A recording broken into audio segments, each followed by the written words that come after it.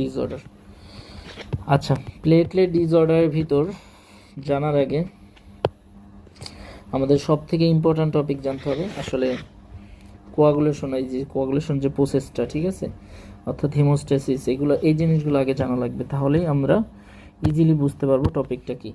তো আমরা নর্মালি কি জানি, নর্মালি হলো আমাদের নর্মালি যখন কেটে যায়, ঠিক আছে, নর্মালি দিস ইজ দ্য এন্ডোথিলিয়াম অর্থাৎ ব্লাডের যে এন্ডোথিলিয়াম, এখানে যদি ইনজুরি হয়, কাট হয়, তাহলে প্রথম আমরা কি করে ব্লাডের ভেসো কনস্ট্রিকশন হয়, অর্থাৎ রক্ত বন্ধ করার জন্য কি করবে, ব্লাড ভেসেল ভেসো কনস্ট্রিকশন করবে। 2 নম্বর কি, প্রাইমারি হিমোস্ট্যাসিস। 3 নম্বর হলো সেকেন্ডারি হিমোস্ট্যাসিস। 4 নম্বর হলো ক্লোট রিজলিউশন। এই 4টা কাজ হয় আর কি, ঠিক আছে। তো প্রাইমারি যেটা বললাম, এই 4টা কাজ হয়, 4টা। তো প্রথমে আমরা আসি হলো ভেসো কনস্ট্রিকশন, যেটা বললাম, ব্লাড এখানে এন্ডোথেলিয়াল ইনজুরি হয়েছে, ব্লাড এখানে কি ভেসো কনস্ট্রিক্ট করবে, ঠিক আছে। 2 নম্বরটা কি বললাম, ভেসো কনস্ট্রিকশন হয়ে আমাদের হিমোস্ট্যাসিস করবে, অর্থাৎ মানে আমাদের ব্লাডটা যতটুকু পাওয়া যায় বন্ধ করার চেষ্টা করবে। 2 নম্বর হলো বললাম প্রাইমারি হিমোস্ট্যাসিস। প্রাইমারি হিমোস্ট্যাসিস, যেহেতু এই যে এন্ডোথেলিয়াল ইনজুরি হয়েছে, এন্ডোথেলিয়াল নিচে থাকে কি সাব এন্ডোথেলিয়াল, ঠিক আছে, সাব এন্ডোথেলিয়াল কোলাজেন। এই সাব এন্ডোথেলিয়াল যখন এক্সপোজার হবে তখনই আমাদের প্লেটলেটটা এখানে এসে অ্যাটাচ করবে, ঠিক আছে। এই যে প্লেটলেটগুলো কি এখানে এসে অ্যাটাচ করতে থাকবে, প্লেটলেটের সাথে থাকে গ্লাইকোপ্রোটিন অন টু রিসেপ্টর, ঠিক আছে। এটা হলো আমাদের এই সাব এন্ডোথেলিয়াল সাথে বাইন্ড করবে, ডাইরেক্ট বাইন্ড করতে পারবে না। এখানে এই যে ধরলাম, এটা হলো এই ভন উইলব্যান্ড ফ্যাক্টর, এটা হলো আমাদের একটা ব্রিজ হিসেবে কাজ করে, ঠিক আছে। এই ব্রিজ হিসেবে কাজ করে এই যে প্লেটলেটকে প্রথমে কি করলো, বাইন্ড করলো। এটাকে বলা হচ্ছে কি প্লেটলেট অ্যাডহেশন। কি বললাম, প্লেটলেট অ্যাডহেশন। তাহলে প্রথম প্রসেসটা কি হলো, প্রাইমারি হিমোস্ট্যাসিসের প্রথম হলো প্লেটলেট অ্যাডহেশন। এই প্লেটলেট অ্যাডহেশন আবার এই যে প্লেটলেট, এগুলো কি রিলিজ করবে, বিভিন্ন ধরনের গ্র্যানুলস রিলিজ করবে, ঠিক আছে। গ্র্যানুলস, এডিপি, TGA2, এগুলা হলো কি এডিপি, TGA2, এগুলা গ্র্যানুলস রিলিজ করার মাধ্যমে কি করবে, অন্যান্য প্লেটলেটকে কিন্তু ডাকবে, ঠিক আছে, অন্যান্য প্লেটলেটকে কি ডাকবে। অর্থাৎ এই গ্র্যানুলস যখন রিলিজ হবে তখন কি হবে, প্লেটলেট অ্যাক্টিভেশন। তারপরে কি হবে, অন্যান্য প্লেটলেটগুলো কিন্তু এই প্লেটলেটের উপর, অনেক বড় হয়ে গেল, মনে কিন্তু প্লেটলেটের সাথে কিন্তু বাইন্ড করবে। এই যে বাইন্ড করলো, এটাকে বলছি, অন্যান্য অনেক প্লেটলেট আসছে না, এখন এটাকে বলছি প্লেটলেট অ্যাগ্রিগেশন। তো এই তিনটা জিনিস হইলো কি ব্লাডটাকে বন্ধ করার জন্য। কিন্তু এই যে প্লেটলেট আসলো, কিন্তু এই প্লেটলেটগুলো কিন্তু এই বাইন্ড করলো, কিন্তু এই যে একটা প্রাইমারি হিমোস্ট্যাসিস প্লাক তৈরি করলো, এটা কিন্তু আনস্টেবল, কারণ এখানে কিছু নাই, আনস্টেবল। তো সেকেন্ডারি হিমোস্ট্যাসিস এই সবগুলাই থাকবে, শুধুমাত্র অ্যাড হবে কি এই যে ফাইব্রিন কি আমাদের ক্লোটিং ফ্যাক্টর নম্বর 1, কোয়াগুলেশন ফ্যাক্টরের যে 1 নম্বর ফ্যাক্টর, সেইটাই হলো ফাইব্রিন। এই ফাইব্রিনটা আমাদের কিসে আসবে, সেকেন্ডারি হিমোস্ট্যাসিস যখন হবে তখন হলো এই ফাইব্রিনটা আর কি অ্যাক্টিভেট হবে, সেকেন্ডারি হিমোস্ট্যাসিস। এখন দেখো সেকেন্ডারি হিমোস্ট্যাসিসে ফাইব্রিন কি ফ্যাক্টর নম্বর 1কে অ্যাক্টিভেট করতে হলে আমাদের দুইটা মানে আমরা জানি পাথওয়ে, ইন্ট্রিনসিক পাথওয়েতে অ্যাক্টিভেট হতে পারে, তারপর এক্সট্রিনসিক পাথওয়েতে হতে পারে। এই ফাইব্রিনকে অ্যাক্টিভেট করার জন্য কিন্তু আমাদের অন্যান্য ফ্যাক্টর প্রথমে অ্যাক্টিভেট হওয়া লাগবে। তো ইন্ট্রিনসিক পাথওয়েতে যখন অ্যাক্টিভেট হবে, প্রথম হলো 12, 11, 9, 8, তারপরে হলো 10, 5, 2, এই যে হলো 1 নম্বরটা হলো আমাদের এভাবে মনে রাখতে হবে সিরিয়াল। প্রথমে হলো 12 নম্বরটা অ্যাক্টিভেট হবে ইন্টেন্সিক পাথওয়েতে, তারপর 11 নম্বর, 9, 8-এর মানে সাহায্যে 10কে অ্যাক্টিভেট করবে, 10 আবার আমার হলো 5 নম্বরের সাহায্যে 2 নম্বরকে অ্যাক্টিভেট করবে, 2 আবার কি 1 নম্বরকে অ্যাক্টিভেট করবে। আর এক্সটেন্সিক পাথওয়েতে আমাদের কি হবে, টিস্যু ফ্যাক্টর কি করবে, 7 নম্বর ফ্যাক্টরকে অ্যাক্টিভেট করবে, এবং 7 নম্বর ফ্যাক্টর ডাইরেক্টলি 10 নম্বর ফ্যাক্টরকে অ্যাক্টিভেট করবে। তো এইটা হলো সেকেন্ডারি ফেজ, এবং লাস্টে কি এই যে ফাইব্রিন অ্যাক্টিভেট হবে। মানে আমাদের মেন লাগবে কি, সেকেন্ডারি হিমোস্ট্যাসিসে ফাইব্রিনটা লাগবে। তো ফাইব্রিনকে অ্যাক্টিভেট করার জন্য এই এতগুলো ফ্যাক্টরগুলো কি হচ্ছে, অ্যাক্টিভেট হচ্ছে। তো আমরা হলো কেন পড়তেছি এই জিনিসটা, এটা হলো আমাদের কোয়াগুলেশন পাথওয়েটাকে পরিপূর্ণ করার জন্য এই জিনিসগুলো জানতে হবে। তো কোয়াগুলেশন এই যে ইন্ট্রিনসিক পাথওয়েতে যে ফ্যাক্টরগুলো আছে 12, 11, 9, 8, এইটা যদি মানে এইটার যদি কোনো সমস্যা হয় এই ফ্যাক্টরগুলোতে ডেফিসিয়েন্সি, তাহলে এপিটিটি মানে activated partial thromboplastin time increase করবে। ওকে, এপিটিটি। আর যদি এই যে এক্সট্রিনসিক পাথরের যে ফ্যাক্টরগুলো 7 নম্বর, তাহলে এটা কি প্রথম মিন টাইম, ঠিক আছে, প্রথম মিন টাইমটা বেড়ে যাবে 7 নম্বর যদি ডেফিসিয়েন্সি হয়। আর এই বাদ বাকিগুলা এই যে কমন যে জিনিসগুলো আছে 10, 5, 2 এগুলো দুইটাই বেড়ে যাবে, এপিটিটিও বেড়ে যাবে, পিটিও বেড়ে যাবে। ওকে, তো এই জিনিসগুলো আমাদের জানতে হবে। কেন জানতে হবে? কারণ পরবর্তীতে কাজে লাগবে। সেকেন্ডারি হেমোস্টেসিস হইলো, এখন সেকেন্ডারি হেমোস্টেসিস, এখন আমাদের ব্লাড তো চলা লাগবে, তো ব্লাড চলার জন্য এই জিনিসটা তো থাকলে চলবে না, এই জিনিসটাকে ক্লিয়ার করা লাগবে। এই জিনিসটা ক্লিয়ার করতে আমাদের হেল্প করা হলো প্লাজমিন, ঠিক আছে। সরি, কালারটা ওকে, কালারটা প্লাজমিনটা অ্যাক্টিভেট হয়ে এই যে হলো আমাদের ক্লোড, এই ক্লোডটাকে রিজলিউশন করে দেবে, মানে ক্লোডটা ক্লিয়ার করে দেবে। তাহলে ক্লোডটাকে ক্লিয়ার করে দিল, ঠিক হয়ে গেল, ক্লোডটা ক্লিয়ার করলো। তাহলে 4 নম্বরটা হলো কি আমাদের ক্লোড রিজলিউশন বা ডিজলিউশন যেটাই বলি। তো এই হলো আমাদের নর্মাল প্রসেস। তো নর্মাল প্রসেসটা বোঝা গেল।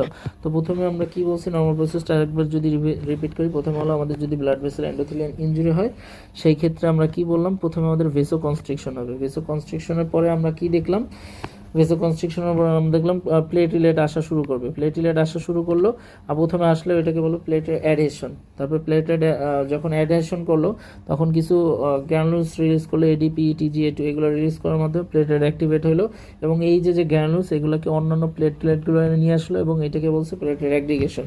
এখন এই যে ক্লোডটা, এটা কিন্তু স্টেবল না, ঠিক আছে। স্টেবল করার জন্য আমাদের কি করলাম, ফাইব্রিন লাগাইলাম, ফাইব্রিনকে অ্যাটাচ করে দিলাম, তাহলে স্টেবল হয়ে গেল, এখন শক্ত আর কি হয়ে গেল।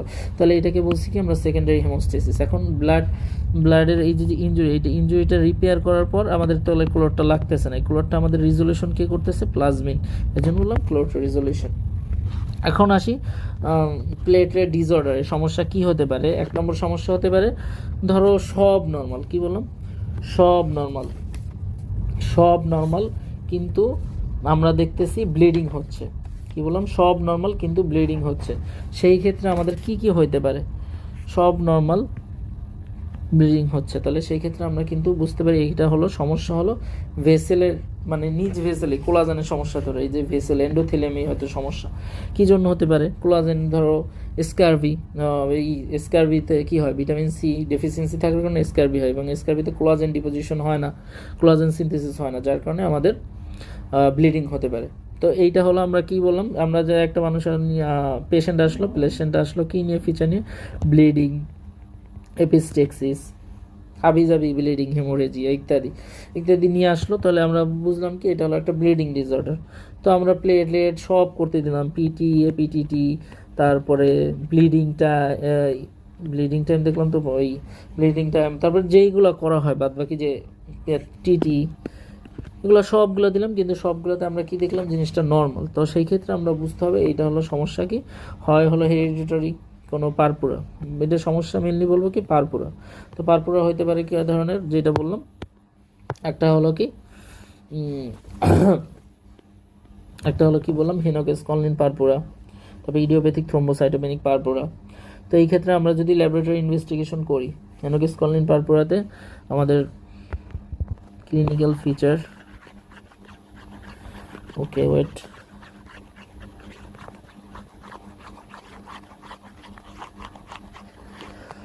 হেনোকেস কনলিন পারপুরাতে আমাদের হলো মেইনলি কি হয়, এখানে আমাদের ফিচার দেখা যায় 4টা জায়গায়, সেটা হলো পারপুরিক র্যাশ দেখা যাবে, ঠিক আছে, অ্যাবডোমিনাল ম্যানিফেস্টেশন থাকবে, কিছু জয়েন্ট ইনভলভমেন্ট থাকবে, রেনাল ম্যানিফেস্টেশন। সিবিসি করলে আমরা কি পাবো, হিমোগ্লোবিন নর্মাল পাবো, মোটামুটি সব কিছুই নর্মাল পাবো। তবে বায়োপসি দেখবো কি, স্কিনে আমরা কি দেখবো, স্কিন এবং কিডনিতে আমরা কি বায়োপসি নেবো, এবং ওইখানে আমরা নর্মালি দেখবো কি এটা হলো অ্যান্টিবডির কারণে হচ্ছে, ইমিউনোগ্লোবিন এ অথবা ফাইব্রিন আর C3 ডিপোজিশন, এটা মোটামুটি থাকবে। আচ্ছা, এখন আসি হলো, প্রথম হলো বললাম কি ভেসেল, এখন তারপরে বললাম ভেসেলে সব ঠিক আছে, এখন হলো কি ব্লিডিং হচ্ছে কিন্তু প্লেটলেটের সমস্যার কারণে, তো প্লেটলেট কি হইতে পারে, প্লেটলেট কমলে এটাকে আমরা কি বলি, থ্রোম্বোসাইটোপেনিয়া। এখন থ্রোম্বোসাইটোপেনিয়া কি কারণে থ্রম্বোসাইটোপেনিয়া হতে পারে। এক হলো আমাদের জানি কি বোন ম্যারো, বোন ম্যারো থেকে কি আমাদের ওই যে থ্রম্বোসাইট তৈরি হচ্ছে, মেগাক্যারিওসাইটের মাধ্যমে থ্রম্বোসাইট তৈরি হলো। এই থ্রম্বোসাইট তৈরি হওয়ার পর এটা আমরা কি যাবে, ব্লাডে গেল। এখন থ্রম্বোসাইটোপেনিয়া কীভাবে হতে পারে, এক হলো বোন ম্যারোই প্রোডাকশন করা নাই, ঠিক আছে, বোন ম্যারোই আর কি ফেলোর হয়ে গেল। কী কী কারণ হতে পারে, অ্যাপ্লাস্টিক অ্যানিমিয়া, লিউকেমিয়া, বিভিন্ন ধরনের ড্রাগের কারণে, মাইলোফাইব্রোসিস, ওইগুলো লাগাই দেবো। আর হলো কি আরেকটা হলো কি পেরিফেরালি ডিস্ট্রাকশন হয়েছে, মানে ব্লাড ভেসেলে যায়। কী কারণে ডিস্ট্রাকশন হতে পারে, তোমার অ্যান্টিবডির কারণে হতে পারে, তারপরে ড্রাগের কারণে হতে পারে, এগুলোর কারণে আমাদের হলো ব্লাড ভেসেল ডিস্ট্রাকশন হয়ে যেতে পারে। তো এটা হলো আমরা যেটা বললাম সেটা হলো দুইভাবে থ্রম্বোসাইটোপেনিয়া হতে পারে। একটা হলো কি প্রোডাকশন কমাই দিয়েছে, প্লেটের প্রোডাকশনই হয় না। আর আরেকটা হলো কি ব্লাড ভেসেলে গেছে, কিন্তু ব্লাড ভেসেলে যে আমাদের কি হয়েছে, ডিস্ট্রাকশন হয়ে গেছে, যার কারণে আমরা কি হলো থ্রম্বোসাইটোপেনিয়া ডেভেলপ করলো। এখন আমরা জানতে হবে এইটার হলো কি কি ডিসঅর্ডার আছে। একটা হলো কি যেটা বললাম, এই যে থ্রম্বোসাইটোপেনিয়া, এটা কিন্তু প্লেটলেট কমে গেছে, কি বললাম, প্লেটলেট কমে গেছে, মানে প্লেটলেট কমে যাওয়ার কারণে যে ডিজিজটা আছে এটা হলো কি কোয়ান্টিটেটিভ ডিসঅর্ডার, ওই যে সেম আমরা যেটা হিমোগ্লোবিনোপ্যাথিসিস বললাম। আর কোয়ালিটেটিভ ডিসঅর্ডার হলো কি, যেমন আমরা একটু আগে দেখলাম কি চিত্রতে, এই যে প্লেটলেট এটা সাবএন্ডোথেলিয়ার সাথে লাগে কি গ্লাইকোপ্রোটিন অর্ডার 2B, এই যে রিসেপ্টর, এই রিসেপ্টরগুলো যদি অ্যাবসেন্ট থাকে সেই ক্ষেত্রেও কিন্তু কিছু ডিসঅর্ডার হয়, ঠিক আছে, ওইগুলোকে বলা হয় কোয়ালিটিভ ডিসঅর্ডার। সে যাই হোক, আমরা এখান থেকে পড়বো থ্রম্বোসাইটোপেনিয়া থেকে আমরা পড়বো ইডিওপ্যাথিক থ্রম্বোসাইটোপেনিক পারপুরা, যেটা অনেকবারই আসে। তো এটা হলো ইডিওপ্যাথিক থ্রম্বোসাইটোপেনিক পারপুরা বা ইমিউন থ্রম্বোসাইটোপেনিক পারপুরা। তো এটা কিভাবে হয়, নর্মালি আমাদের কি হয়, নর্মালি প্লেটলেট যেটা থাকে, প্লেটলেট আমাদের নর্মালি কিন্তু কয়দিন পরে, 7 থেকে 10 দিন পর এর যে লাইফ স্প্যান থাকে এটা, কিন্তু ইডিওপ্যাথিক থ্রম্বোসাইটোপেনিয়াতে এটা আগেই কিন্তু ডিস্ট্রাকশন হয়ে যায়।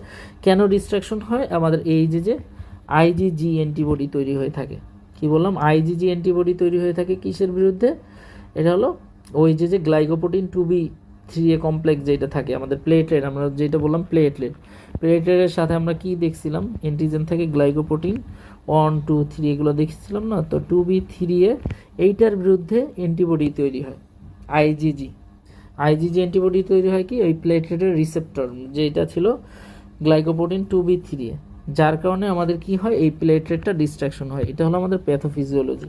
আর কি কি ফিচার নিয়ে আসবে ইডিওপ্যাথিক থ্রম্বোসাইটোপেনিক পারপুরা, যেহেতু থ্রম্বোসাইটোপেনিয়া তাহলে এখানে ব্লিডিং নিয়ে আসবে, সুপারফিশিয়াল ব্লিডিং, গাম ব্লিডিং, এপিস্টেক্সিস, তারপরে যদি সার্জারি করা হয় সেক্ষেত্রে দেখা যাবে এক্সেসিভ ব্লিডিং দেখা যাচ্ছে, ঠিক আছে। এবং এইটার হলো ল্যাব ডায়াগনোসিসটা সুন্দর করে এখন দেখাবো। তো ল্যাব ডায়াগনোসিসের ক্ষেত্রে আমরা এটা বলতে পারি ইডিওপ্যাথিক থ্রম্বোসাইটোপেনিক পারপুরার ক্ষেত্রে, সেই ক্ষেত্রে আমরা দেখব প্রথমে সিভিসি, কমপ্লিট ব্লাড কাউন্ট দেখব। কমপ্লিট ব্লাড কাউন্টে আমরা কি দেখব, হিমোগ্লোবিন কনসেন্ট্রেশন কি থাকবে, এখানে সমস্যা কি প্লেটলেটে, তাহলে হিমোগ্লোবিন কনসেন্ট্রেশন চেক দিলাম, অ্যানিমিয়া কি আছে কিনা, নর্মাল, ঠিক আছে, ইএসআরও নর্মাল, যেহেতু এখানে কি আরবিসিতে কোনো সমস্যা নেই, ইএসআর নর্মাল।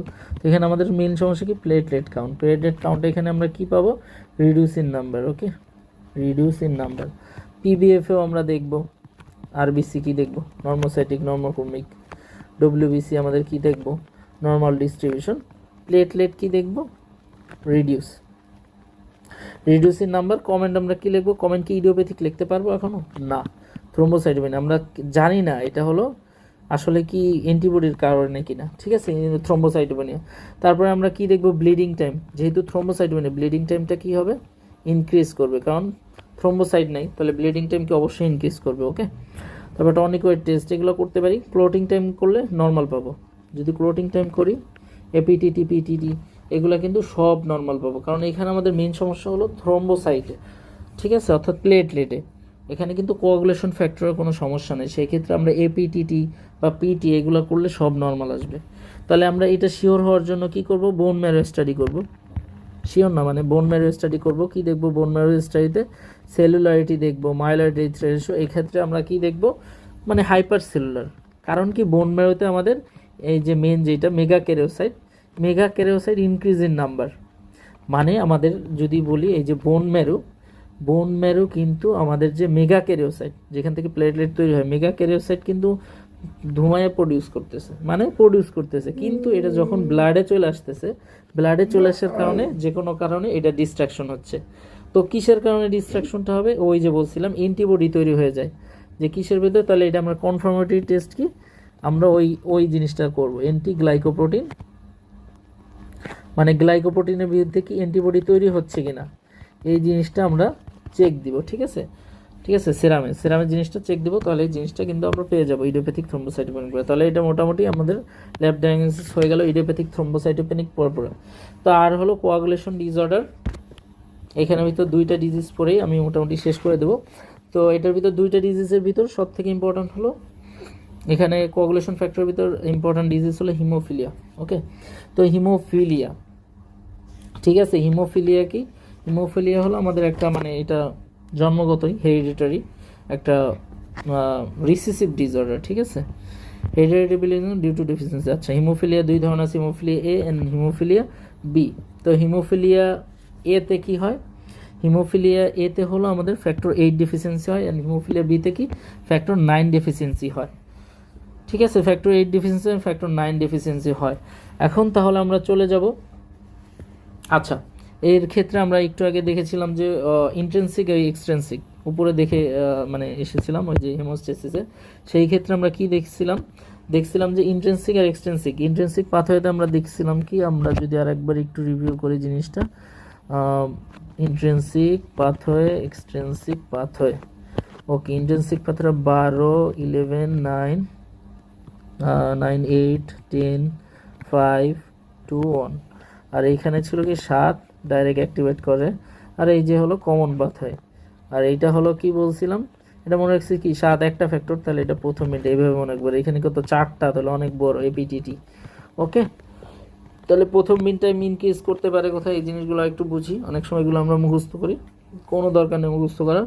তো প্রথম মিনটাই মিন কেস করবো কি, যখন কোয়াগুলেশন ফ্যাক্টর 7 থাকবে না, মানে তো এটা কখন থাকবে না? লিভার ডিজিজ আমাদের কি হতে পারে? লিভার ডিজিজ আমাদের কি করে? লিভার ডিজিজ হলে আমাদের এই যে ফ্যাক্টর লিভার আমাদের ফ্যাক্টর 5, 7, 6, 7, 8, 9, 10, 11, 12, 13 এগুলো তৈরি করে। তাহলে ওই 7 নম্বরটাও কিন্তু আছে, তাহলে লিভার ডিজিজ কিন্তু প্রথম মিন টাইম ইনক্রিজ করবে। এছাড়া কি ভিটামিন কে ডিফিসিয়েন্সি আমাদের কোন কোন ফ্যাক্টরগুলো তৈরি হবে না? 2, 7, 9, 10, ওই 7 নম্বর আছে, তাহলে ভিটামিন কে ডিফিসিয়েন্সি তো প্রথম মিন টাইম বেড়ে যাবে। আর ডিআইসি মানে কি সব ফ্যাক্টরগুলোই মানে ডিফিসিয়েন্সি, তাহলে ডিআইসিটাও আমাদের প্রথম মিন টাইম কিন্তু ইনক্রিজ করবে। বুঝা গেছে? তো এইগুলো হলো কজেস অফ প্রলং প্রথম মিন টাইম। এখন এপিটি বলা যাবে না, কেন? এপিটি বেড়ে গেছে, লিভার ডিজিজে কিন্তু হবে, কারণ লিভার ডিজিজ 8, 9, 10 এগুলো তৈরি করে, তাহলে এপিটিটি কিন্তু লিভার ডিজিজও বেড়ে যাবে। এবং ভিটামিন কে ডিফিসিয়েন্সিও কিন্তু এই যে 9 আছে, 2, 7, 9, 10, তাহলে 9টা আছে, 9-এর কারণে আমাদের কিন্তু এপিটিটিও বেড়ে যাবে। ঠিক আছে, ডিআইসিতেও সেম। তো এইটাই আর যেই ফ্যাক্টরগুলো, কিন্তু হিমোফিলিয়া কি ফ্যাক্টর 8 আর ফ্যাক্টর 9, এটা কোন পাথওয়ের ভিতরে আছে? ইন্ট্রিনসিক পাথওয়ের ভিতরে। এর জন্য এইটাই কিন্তু শুধু এপিটিটি বাড়বে, পিটি কি বাড়বে না? পিটি কিন্তু বাড়বে না, পিটির ভিতরে আছে শুধু নম্বর 7। কিন্তু হিমোফিলিয়া আমরা দেখলাম কি, হিমোফিলিয়া এতে হলো 8 নম্বর ফ্যাক্টর ডেফিসিয়েন্সি, আর হিমোফিলিয়া বি থেকে আমাদের 9 নম্বর ফ্যাক্টর ডেফিসিয়েন্সি। ওকে, জিনিসটা এখন ল্যাব ডায়াগনোসিসে আসি, তাহলে জিনিসটা আরও বেশি ক্লিয়ার হবে। ওকে, তো হিমোফিলিয়ার ফিচার কী নিয়ে আসবে? হিমোফিলিয়ার ফিচারও কিন্তু ব্লিডিং, ওই যে আমরা পড়ছিলাম ইডিওপ্যাথিক থ্রম্বোসাইটোপেনিক পারপুরার যে ব্লিডিং, এখানেও ব্লিডিং হবে, কিন্তু এখানে আরও কিছু ফিচার আসবে, যেমন জয়েন্ট ব্লিডিং থাকবে, মাসেল ব্লিডিং থাকবে, এগুলো কিন্তু অন্যরকম, মানে ওটা থেকে ডিফারেন্সিয়েটেড ফিচার। ওকে, এখন ল্যাব ডায়াগনোসিস যদি বলি, ল্যাব ডায়াগনোসিস এখানে লিখলে সুবিধা হবে। তো ল্যাব ডায়াগনোসিস শর্ট করে যদি বলে দেই, ল্যাব ডায়াগনোসিস। ওকে, তো ল্যাব ডায়াগনোসিসে আমাদের কি থাকবে? ব্লিডিং টাইমটা কি পাবো? নর্মাল, কারণ এইখানে আমাদের প্লেটলেটে কোনো সমস্যা নাই, সমস্যা মেইনলি হয়েছে কোয়াগুলেশন ফ্যাক্টরে। তাহলে কোয়াগুলেশন ফ্যাক্টরের জন্য আমরা কি করি? 2টা করি টেস্ট, এপিটিটি আর পিটি কি নর্মাল পাবো? অবশ্যই নর্মাল, কারণ আমাদের কোনো ফ্যাক্টর 7-এ কোনো সমস্যা না, ফ্যাক্টর 9 আর হলো 8-এ সমস্যা, যার কারণে এই এপিটিটিটা বাড়বে, এখানে প্রলং থাকবে। আর এছাড়া যদি কনফার্মেটরি টেস্ট করি, ফ্যাক্টর এসে করতে পারি, ফ্যাক্টর এসের মাধ্যমে ফ্যাক্টর 8 এবং ফ্যাক্টর 9, ফ্যাক্টর 8 এবং কি ফ্যাক্টর 9, এগুলো কিন্তু রিডিউস পাবো। তাহলে এইগুলো দেখে আমরা কনফার্ম হয়ে যেতে পারবো এটা কি হিমোফিলিয়া নাকি হিমোফিলিয়া বি। ওকে, তো হিমোফিলিয়া শেষ, এবং আমাদের last topic DIC, disseminated intravascular coagulation. ঠিক আছে, তো ডিসেমিনেটেড ইন্ট্রাভাস্কুলার কোয়াগুলেশন জিনিসটা কি, এটা আসলে আমাদের অনেকেই বুঝতে মানে পারি না, যখন আমিও পড়ছিলাম কিছুই বুঝি নাই আসলে। তো ডিআইসি এক কথায় যদি বাংলা ভাষায় বলে, এখানে ব্লিডিংও হবে, কোয়াগুলেশন হবে, এরকম কোনো ডিজিজ কিন্তু নর্মালি হয় না, ব্লিডিং এবং সাথে কিন্তু কোয়াগুলেশন, জিনিসটা কি অদ্ভুত।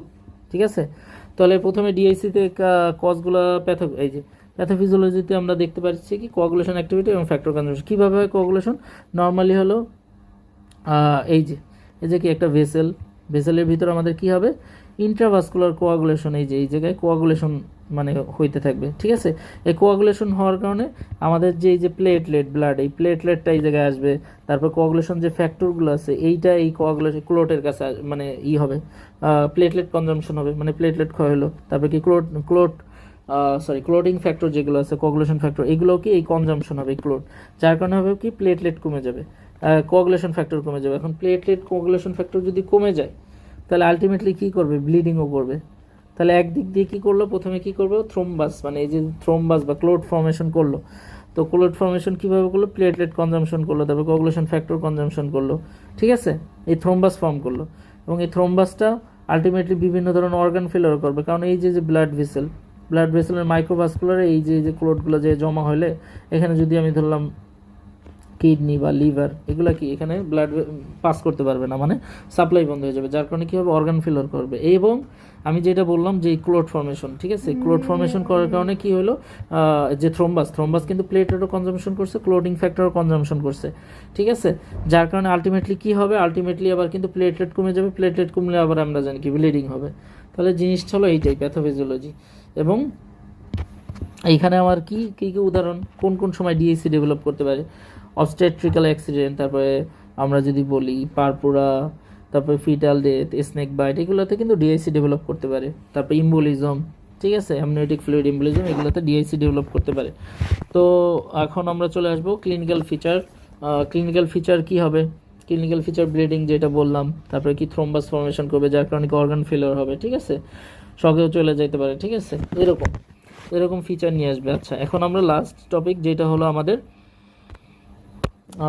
Lab diagnosis. ওকে, ল্যাব ডায়াগনোসিস। তো ল্যাব ডায়াগনোসিসে কী হবে? এখানে কী হবে? ব্লিডিং টাইমটা কি প্রলং হবে, কারণ কি এখানে প্লেটলেটটা কি হয়ে গেল, একটু আগে দেখলাম কনজাম্পশনে গেছে, তাহলে ব্লিডিং টাইম এখানে সব বেশি, ঠিক আছে। ব্লিডিং টাইম তাহলে কি হবে? প্রলং। তারপর কি প্রথম বিন টাইম প্রলংড, এপিটিটি প্রলং, কারণ কি কোয়াগুলেশন ফ্যাক্টর কি সব কনজাম্পশন করছে, তাহলে এপিটিটি বাড়লো। থ্রোম্বিন টাইম এটাও প্রলং, এটাও একটা কোয়াগুলেশন ফ্যাক্টর। তারপর কি প্লেটলেট কাউন্ট, এটা কিন্তু প্লেটলেট কাউন্ট কী হবে? প্লেটলেট কাউন্ট রিডিউস হবে, এটা রিডিউস। তারপরে ফাইব্রিনোজেন কি হবে? ফাইব্রিনোজেন কিন্তু রিডিউস হবে, ঠিক আছে। ডি ডাইমার, এগুলো দেখতে হবে, এগুলো সবই কিন্তু তোমার যেমন ফাইব্রিন ডিগ্রেডেশন প্রোডাক্টস, এটা কিন্তু আবার ইনক্রিজ, ঠিক আছে। ফাইব্রিন ডিগ্রেডেশন প্রোডাক্ট শুধুমাত্র রিডিউসটা কি ফাইব্রিনোজেন রিডিউস, ঠিক আছে, ফাইব্রিনোজেন রিডিউস হবে, ঠিক আছে, ফাইব্রিনোজেন রিডিউস। আর প্লেটলেট রিডিউস। এবং এটা আমরা কি বললাম? ডিজেমিনেটিভ ইন্টারভাস্কুলার। কমেন্ট লিখবো কি? এগুলোরে বলা হয় ডিআইসি। এবং এর যদি ভেসেলের ভিতর থ্রোম্বাসের কারণে যদি সমস্যা হয় ব্লাড পাস করতে, এইখানে আমরা কমেন্টে লিখবো কি মাইক্রো অ্যানজিওপ্যাথিক হেমোলাইটিক এনিমিয়া।